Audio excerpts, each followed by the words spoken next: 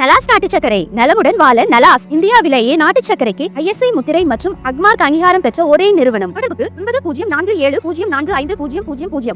துணை ஜனாதிபதி தேர்தலில் இந்தி கூட்டணி அரசியல் செய்வதாக ஆந்திர பிரதேச முதல்வர் சந்திரபாபு நாயுடு குற்றம் சாட்டியுள்ளார்.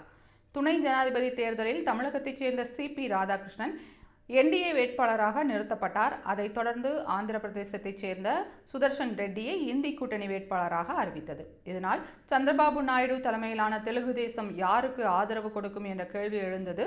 இந்த சூழலில்தான் NDA வேட்பாளர் CP ராதாகிருஷ்ணனை நேரில் சந்தித்த சந்திரபாபு நாயுடு அவருக்கு வாழ்த்து தெரிவித்துள்ளார்.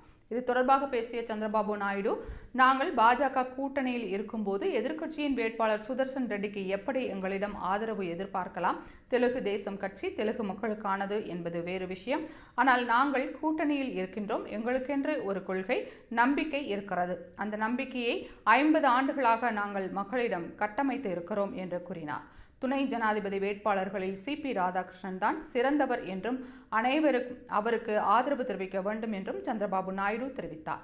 CP ராதாகிருஷ்ணனின் வெற்றிகரமான பெரும்பான்மை இருக்கும் போதிலும் எதிர்க்கட்சிகள் வேட்பாளரை ஏன் நிறுத்துகின்றன?